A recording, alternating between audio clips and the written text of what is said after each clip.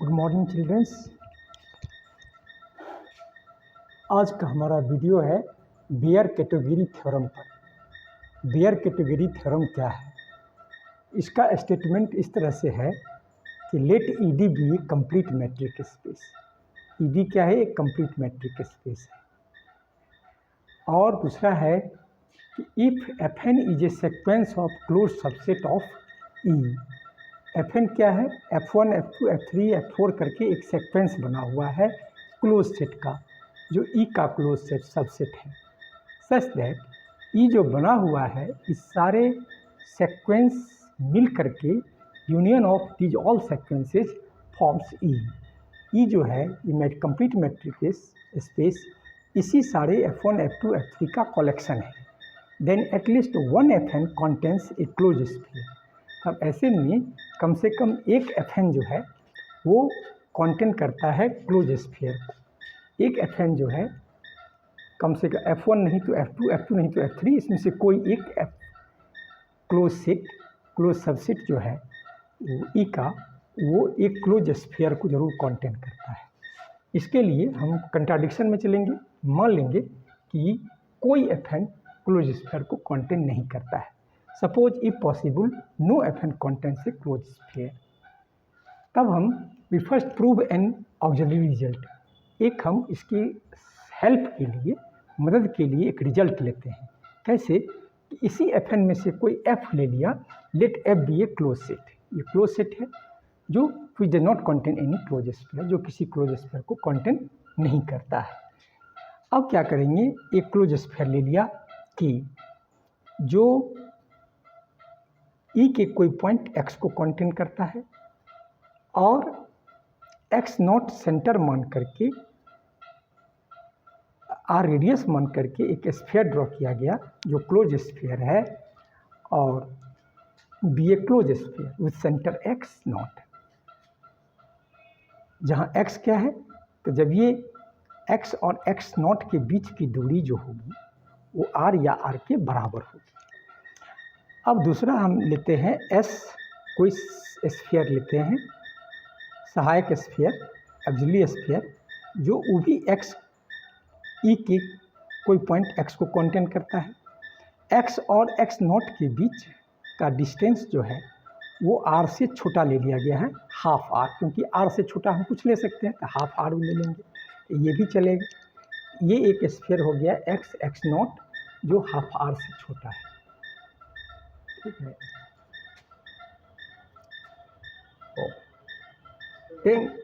Then there exist x1 belongs to S।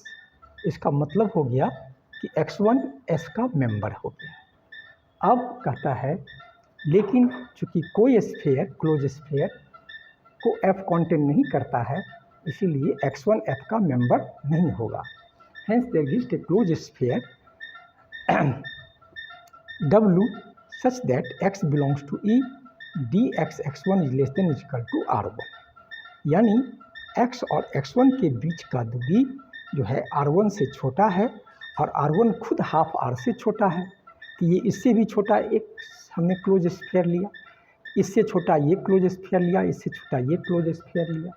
इससे ये निकला कि W और F और x1 S का मेंबर है। तो अगर x1 S का मेंबर है तो x1 और x नॉट के बीच जो डिस्टेंस होगा वो कंडीशन दिया हुआ है S का कि हाफ r से छोटा है, हाफ r से छोटा हो गया।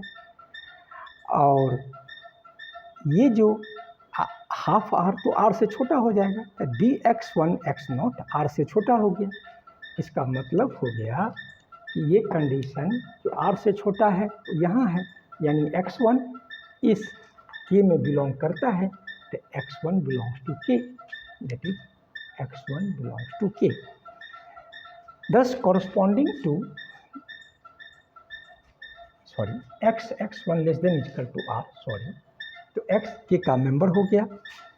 इस तरह से हम ये देखें कि K से सबसेट W S है, S का सबसेट W है, यानी W is subset of S, S is subset of K। इसकी रेडियस धीरे धीरे छोटी होती जा रही है। तो इसी प्रकार ऐसे लेंगे कि there exist a close sphere W which is disjoint from F. अब हम एक क्लोज स्फीयर इस तरह से हमने देखा कि W जो एक क्लोज स्फीयर लिया कि जो F से डिसजॉइंट है और K में कॉन्टेन हो रहा है, K में कॉन्टेन हो रहा है, ये क्योंकि यहाँ ये लिखा जा सकता है कि W is subset of S, S is subset of K, W is contain in K। Since K is arbitrary close sphere, ये तो हमने K कोई आर्बिट्ररी ले लिया, तब ऐसे में जब आर्बिट्ररी लिया तो दूसरा केस Q1 भी हो सकता है ऐसा क्लोज स्फीयर जिसका रेडियस R1 हो और 1 से छोटा हो। तो इसको हम लिखेंगे कि Q1 और ये भी जो है वो F से डिसजॉइंट हो जाएगा, तो Q1 intersection F1 is equal to 5। Similarly there exist another के क्लोज स्फीयर K2 जिसका रेडियस R2 लिया और रेडियस R2 1/2 से छोटा हो गया, और K2 intersection K2 is subset of K1 हो जाएगा, जैसे W is subset of K हो गया, उस तरह से K2 is subset of K1 and K2 intersection F2 is equal to 5, जैसे K1 intersection F1 is equal to 5। Proceeding in this way, इस तरह से बढ़ने पर हमको प्राप्त होगा एक Kn जो जिसका रेडियस Rn है, Rn तो Rn Kn के लिए रेडियस Rn और लेस देन 1/n हो जाएगा, या R2 के लिए 1/2, R1 के लिए 1/1, R3 के लिए 1/3, Rn के लिए 1/n। और क्या देख रहे हैं कि Kn-1 से छोटा है। तो जैसे जैसे हम बढ़ाते जा रहे हैं n का मान, इसका स्फीयर जो है छोटा होता जा रहा है। ये कैसे हो गया? जैसे कैंटर इंटरसेक्शन थ्योरम में हमने पढ़ा था कि अगर ये K1 है, ये K2 है, ये K3 है, इस तरह से एक लास्ट Kn आएगा जो इतना छोटा होगा तो x0 को कॉन्टेन करेगा और x0 इस सब में आ जाएंगे, तो x0 जो है ये कम से कम क्लोज स्फीयर ऐसा होगा जो x0 को कॉन्टेन करता है। ठीक उसी तरह से और रेडियस छोटी होती जा रही है, and Kn intersection Fn is equal to 5, जैसे K2 intersection F2 is equal to 5, K1 intersection F1 is equal to 5, thus K1 is superset of K2, K2 is superset of Kn, the Kn is at last smallest closed sphere। इसका diameter जो हो जाएगा Kn का, तो Kn का radius से 1/n, तो diameter हो जाएगा 2/n, क्योंकि दुगुना होता है रेडियस से diameter. As n tends to infinity तो 2/∞ 0 हो जाएगा। तो ये कंडीशन को सेटिस्फाई करता है, कंट्रास्ट थ्योरम पढ़े होंगे। तो इसका मतलब हो गया hence bye contrast theorem intersection of Kn contains exactly 1 points. इस तो ये 1 पॉइंट x0 जो इनिशियल पॉइंट था, तो वही x0 जो E का पॉइंट है, x0 इसी Kn में से किसी कोई Kn जरूर कॉन्टेन करता है। x0 belongs to Kn for every n, इसमें से कोई n होगा जिसमें ये कॉन्टेन होगा, लेकिन x0 Fn में कॉन्टेन नहीं होगा। लेकिन हमारा है कि E equal to union of Fn, E जब यूनियन ऑफ Fn से बना है तो x0 जो भी मेंबर है E का, वो तो किसी न किसी Fn में जरूर आएगा, क्लोज स्फीयर में जरूर आएगा। इसका मतलब है कि x0 belongs to Fn for any n। तो यही इसका मेन मोटो था प्रूव करने का। इसी को दूसरे शब्दों में भी लिखता है, इसको ऐसे लिखता है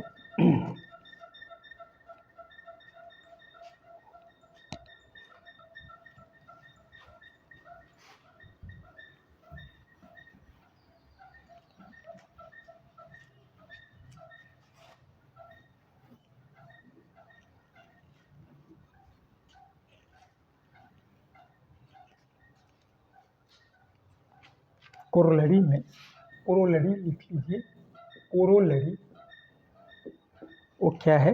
कहता है let ED be a complete metric space if E बराबर यूनियन ऑफ Fn या Mn, कुछ भी मान सकते हैं, Mn, where n is equal to 1 to infinity, where Mn is a sequence of subsets of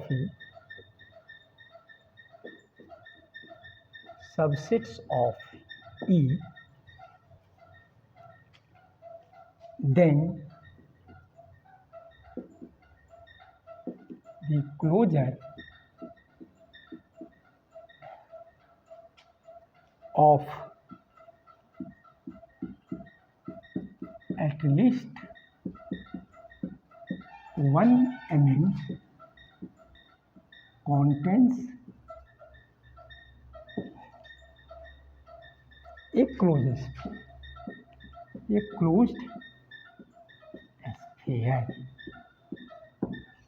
कहता है कि अगर यदि कोई कंप्लीट मैट्रिक्स है, E equal to union of Mn है, या Mn sequence of subsets of E है, then the closure of at least one Mn, M1, M2, M3 में से किसी एक का क्लोजर जो है, क्लोजर होता है M बराबर, क्लोजर ऑफ M बराबर है M union derived set of M और उसके जितने भी डिराइव सेट होंगे, उसके डिराइव सेट मतलब जो लिमिट पॉइंट को कंटेन करते हैं, दोनों की यूनियन को क्लोजर कहा जाता है। तो कंटेंट से क्लोज स्फीयर, ये क्लोज स्फीयर को कंटेन करता है। एक डिफिनीशन ये भी इसमें जुड़ा हुआ है, इससे जुड़ा हुआ है। डिफिनीशन है dense set is subset M of a metric space E is said to be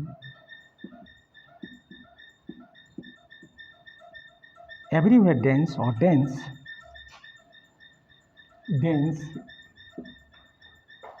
or everywhere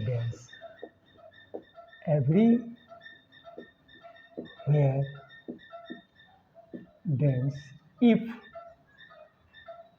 E बराबर क्लोजर ऑफ M और E दोनों सेम हो जाए, यानी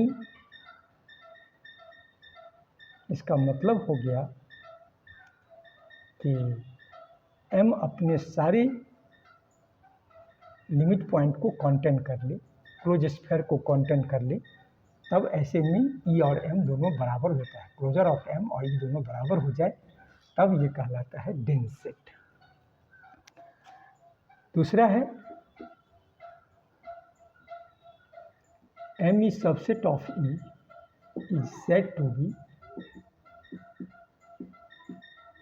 now where dense और नो where dense, इसको भी समझिए, no where dense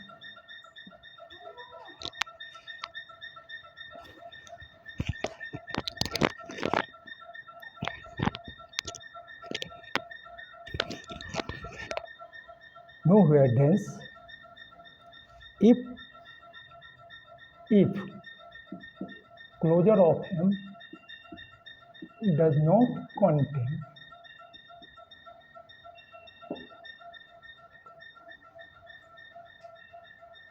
any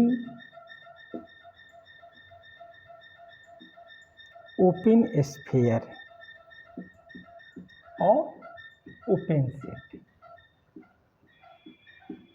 open set कहिए, ओपन स्फीयर, किसी ओपन स्फीयर को M जो है, जो E का सबसेट है, नो वेयर डेंस तब कहलाएगा जब ये किसी ओपन स्फीयर को कंटेन नहीं करेगा या किसी ओपन सेट को कंटेन नहीं करेगा।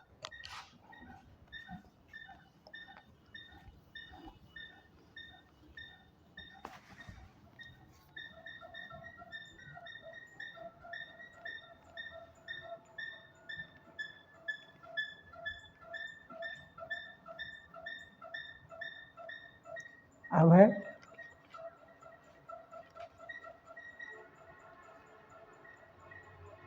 तीसरा है separable.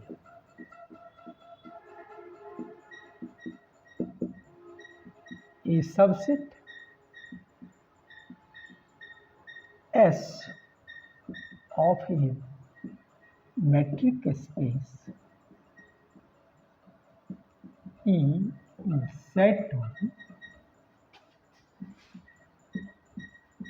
separable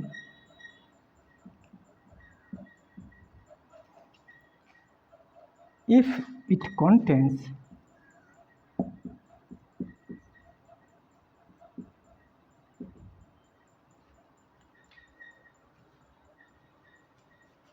a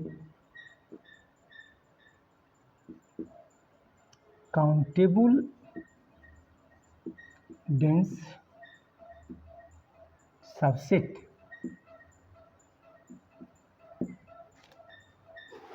A subset S of a metric space E said to be separable. ये सेपरेबल तब कहलाएगा कोई सबसेट S जो E का सबसेट है वो S सेपरेबल तब कहलाएगा if it contains a countable dense subset. यानी काउंटेबल डेंस सबसेट मतलब इसका मतलब हुआ कि इन्यूमरेबल सेट जिसका mapping natural number to real number में होता है।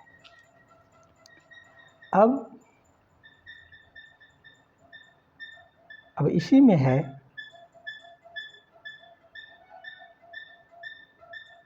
First category.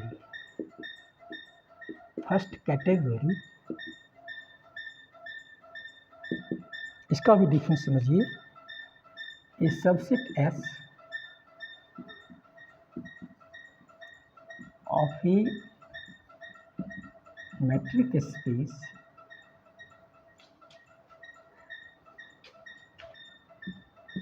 E is said to be first category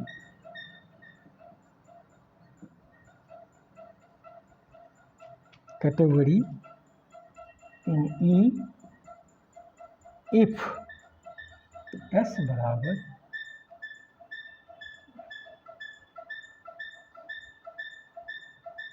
union of Mn n is equal to 1 to infinity where Mn is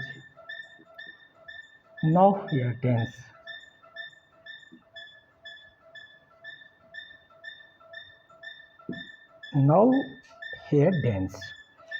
यानी फर्स्ट कैटेगरी तब कहलाएगा कोई subset S matric space S का subset first category तब तक कहलाएगा जब S union of Mn हो,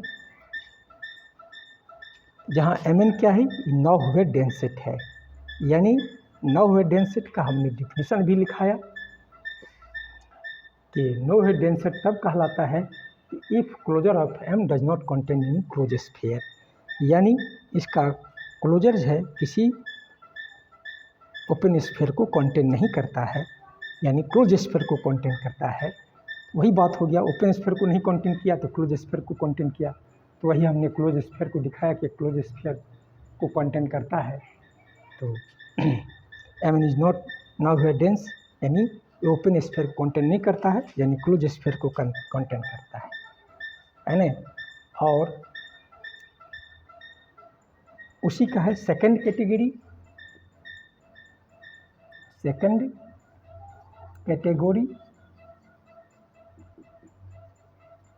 if S is equal to union of Mn n is equal to 1 to infinity where Mn is everywhere dense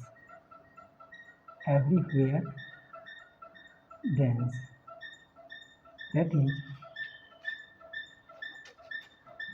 closure of M बराबर S। यानी इस Mn जो है एवरीवेयर देन सेट कहलाएगा अगर closure of Mn बराबर S हो जाए, यानी हर Mn का क्लोजर जो है S के बराबर हो जाए, यानी S और M दोनों क्लोज हो जाए, जितने S becomes a close sphere, यानी Mn बराबर S का मतलब हुआ ये तो क्लोज स्फीयर हो गया। तो closure a close sphere contains closure, so Mn is a close sphere and S is equal to Mn, so S is also close sphere, that is S is a close set. तो यही होता है। इसका दूसरा statement है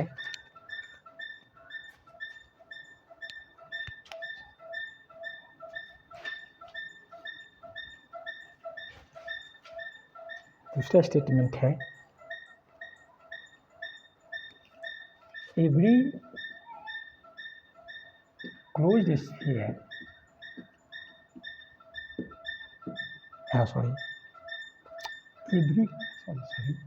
every complete metric space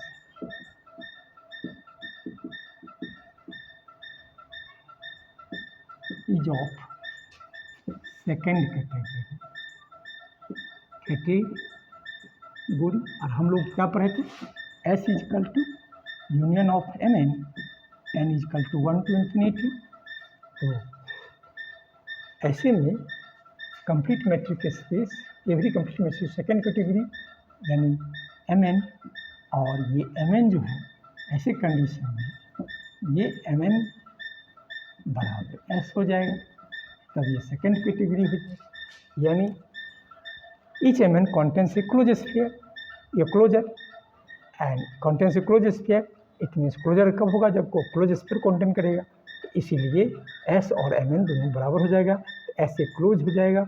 अगर ये Mn close हो गया तो यानी कहने का मतलब हो गया कि S और Mn दोनों बराबर हो गया, यानी every close sphere Mn contains is closure, so S also contains closure, S is a complete closed set as Mn is a closed set। यही प्रूव करना था। Thank you. अगर हमारा वीडियो अच्छा लगे तो इसको सब्सक्राइब कीजिए, लाइक कीजिए, शेयर कीजिए। धन्यवाद।